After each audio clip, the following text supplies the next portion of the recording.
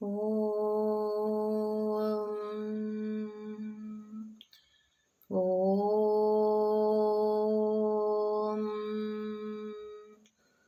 ఓం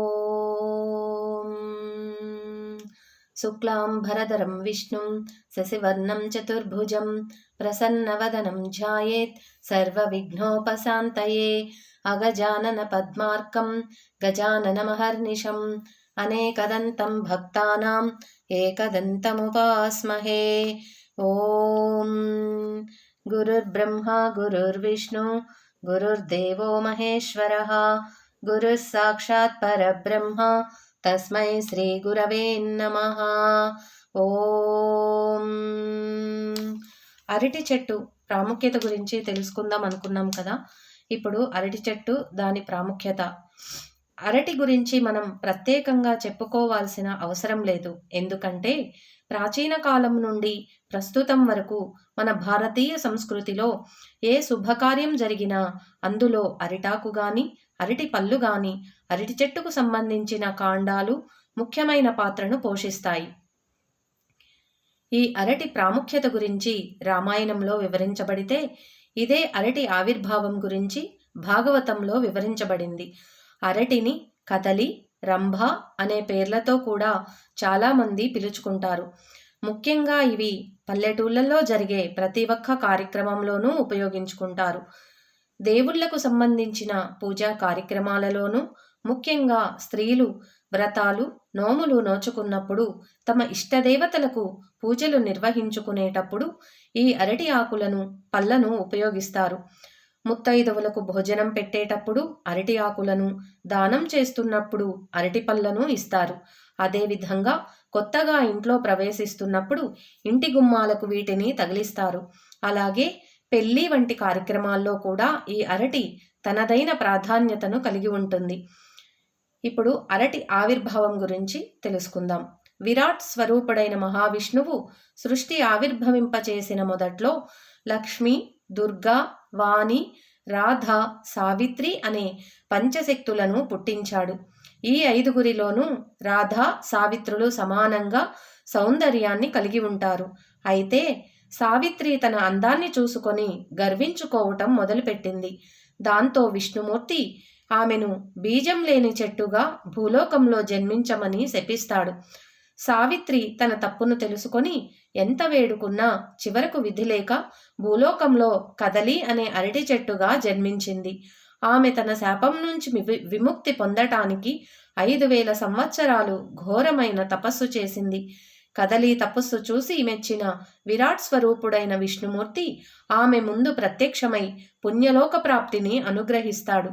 అంతేకాకుండా అంశరూపమైన కదలిని మానవ మాధవ సేవ చేయటానికి భూలోకంలోనే ఉండమని ఆదేశించాడు.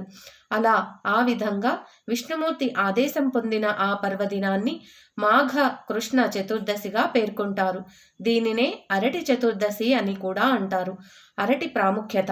అరటి ప్రాముఖ్యతను పూజా కార్యక్రమాల్లో దాని స్థానం గురించి భరద్వాజ మహర్షి సీతారాములకు చెప్పినట్లు రామాయణంలో పేర్కొనబడింది. మార్గశిర చతుర్దశి నాడు ఉదయాన్నే లేచి అభ్యంగన స్నానం చేసి పెరటిలో ఉన్న అరటిని గాని అరటి పిలకను గాని పూజ చేసుకోవాలి. పసుపు కుంకుమలతో పుష్పాలతో చక్కగా అరటి కాండాన్ని అలంకరించి దీపారాధన చేసుకోవాలి. ధూపానంతరం పెసరపప్పు, బెల్లం, 14 తులసీ దళాలు నైవేద్యంగా సమర్పించాలి. మధ్యాహ్న సమయంలో 5 ముత్తైదువులను పిలిచి వారికి భోజనం పెట్టి అరటి దవ్వ లేదా 5 అరటి పళ్ళను దానం చేయాలి. అయితే ఈ పూజను చేసేవారు మధ్యాహ్నం భోజనం చేయకూడదు. సాయంత్రం చంద్రదర్శనం అయిన తరువాత భోజనం చేసుకోవాలి. ఈ విధంగా అరటి పూజలను నిర్వహించుకున్న వారికి చక్కని సంతానం కలగటమే కాకుండా ఆ సంతానానికి ఉన్నత కలుగుతుంది. పిల్లా పాపలతో వారు సంతోషంతో జీవనాన్ని కొనసాగిస్తారు. రామాయణంలో అరటి కథ. రామాయణంలో రావణుడిని రాముడు వధించిన తరువాత శ్రీరాముడు సీతా సమేతంగా భరద్వాజ మహర్షి ఆశ్రమానికి చేరుకొని అక్కడ విడిది చేశారు. తరువాత శ్రీరాముడు భరతుని రాక గురించి తెలియజేయమని మారుతుని కోరుతాడు. హనుమంతుడు ఆ వార్తను భరతునికి చెప్పి తిరిగి ఆశ్రమానికి చేరుకుంటాడు. ఆ సమయంలో శ్రీరామునితో సహా అందరూ భోజన కార్యక్రమంలో కూర్చుంటారు. అయితే మారుతికి మాత్రం ఆకు కరువవుతుంది. అప్పుడు రాముడు హనుమంతుడి గొప్పతనాన్ని తెలియజేయటానికి తన కుడివైపున మారుతిని కూర్చోమని చెబుతాడు. భరద్వాజ మహర్షి కూడా ఏమీ చేయలేక చివరికి ఆ అరటి ఆకులోనే హనుమంతుడికి భోజనాన్ని వడ్డిస్తాడు. భోజనం ముగిసిన తర్వాత అందరి సందేహాలను శ్రీరాముడు దూరం చేస్తూ ఈ విధంగా అంటాడు: శ్రీరాముని పూజలో గాని మారుతి పూజలో గాని ఎవరైతే మాకు అరటి ఆకులో అరటి పండ్లను అర్పిస్తారో వారికి మా ఇద్దరి ఆశీస్సులు లభిస్తాయి.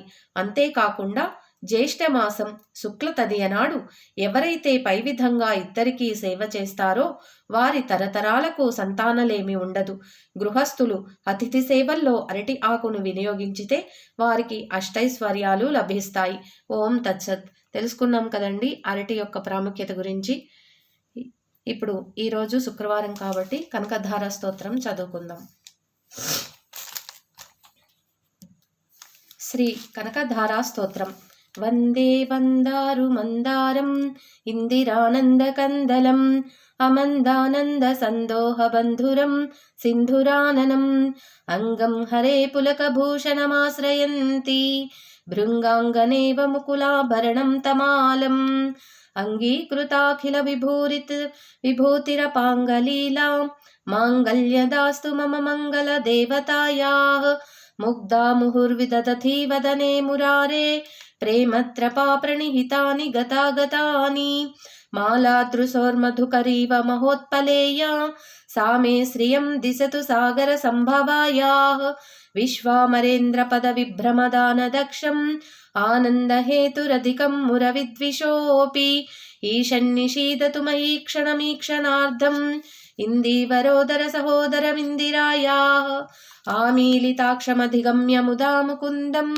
ఆనందకందమనిమేషమనంగతంత్రం ఆకేకరస్తికకనీనిక పక్షనేత్రం భూతే భవన్మేమ భుజంగసయాంగనాయాః కాలాంబుదాలిలలితోరసికైటభారే ధారాధరే స్ఫురతి యాతటితంగనేవా మాతః సమస్త జగతాం మహనీయమూర్తి భద్రాణి మే దిశతు భార్గవనందనాయా కామప్రదా భగవతో బాహవంతరే మురజితశ్రిత కౌస్తుభేయా హారావలీవ హరినీలమయీ విభాతి కామప్రదా భగవతోపి కటాక్షమాలా కళ్యాణమావహతు మే కమలాలయాయాః ప్రాప్తం పదం ప్రథమతః ఖలు యత్ప్రభావాత్ మాంగళ్యభాజి మధుమర్ధని మన్మధేన మయ్యాపతేత్తదిహ మందరమీక్షణార్థం మందాలసం చమకరాలయ కన్యకాయాః ఉద్యాద్ధయానుపవనో ద్రవిణాంబుధారాం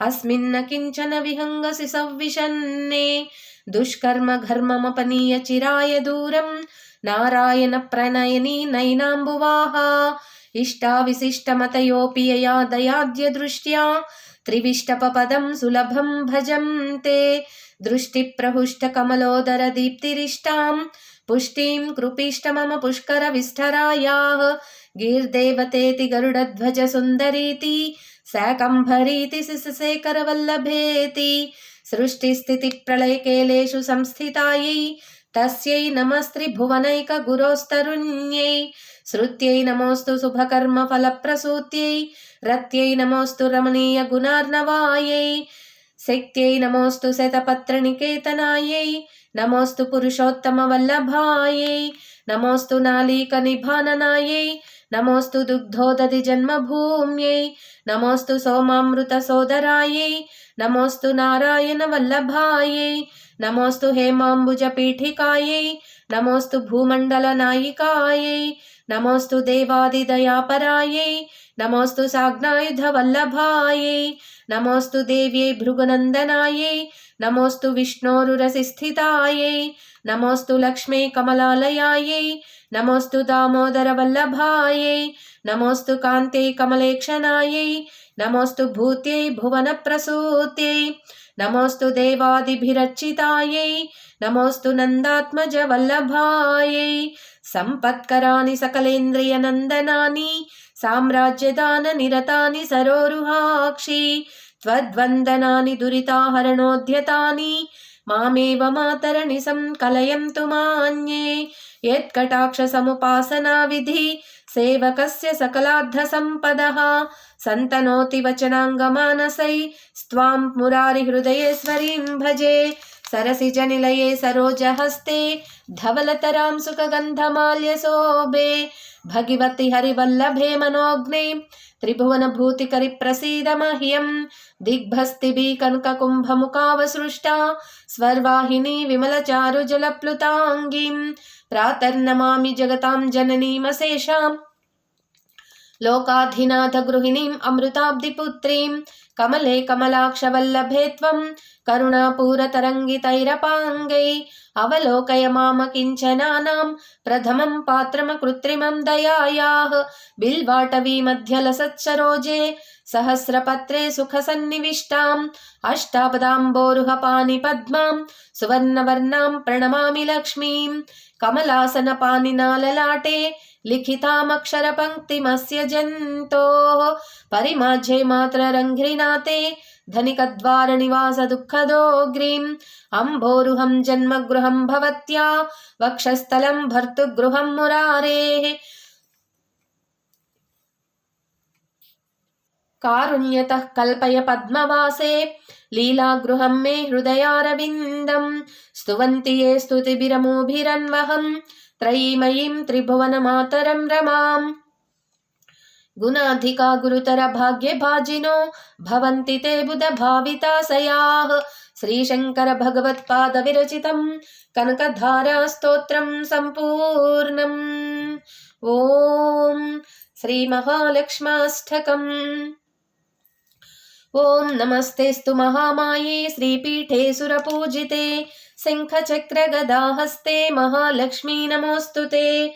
नमस्ते गरुडारूढे डोलासुरभयङ्करी सर्वपापहरे देवी महालक्ष्मी नमोस्तुते। सर्वज्ञे सर्ववरदे सर्वदुष्टभयङ्करी सर्वदुःखहरे देवी महालक्ष्मी नमोस्तुते। सिद्धिबुद्धिप्रदे देवी भुक्तिमुक्तिप्रदायिनी मंत्रमूर्ते सदा देवी महालक्ष्मी नमोस्तुते। आद्यन्तरहिते देवी आद्यशक्ति महेश्वरी योगज्ञे योगसम्भूते महालक्ष्मी नमोस्तुते। स्थूल सूक्ष्म महारौद्रे महाशक्ति महोदरे सर्वपापहरे देवी महालक्ष्मी नमोस्तुते। पद्मासनस्थिते देवी परब्रह्मस्वरूपिणी परमेशी जगन्माता महालक्ष्मी नमोस्तुते। श्वेतांबरधरे देवी महालक्ष्मी नानालंकारभूषिते जगच्छिते जगन्माता महालक्ष्मी नमोस्तुते। महालक्ष्माष्टकस्तोत्रं यः पठेत् भक्तिमान् नरः सर्वसिद्धिमवाप्नोति राज्यं प्राप्नोति सर्वदा। एककाले पठेन्नित्यं महापापविनाशनं द्विकालं यः पठेन्नित्यं धनधान्यसमन्वितः त्रिकालं यः पठेन्नित्यं महाशत्रुविनाशनं महालक्ष्मीर्भवेन्नित्यं प्रसन्ना वरदा शुभा। श्री महालक्ष्माष्टकं सम्पूर्णम्। ओम श्री महालक्ष्मी देव्यै नमः। ओम श्रीमात्रे नमः। ओम गुरुभ्यो नमः। ओम तत्सत्। सर्वं श्रीकृष्णार्पणमस्तु।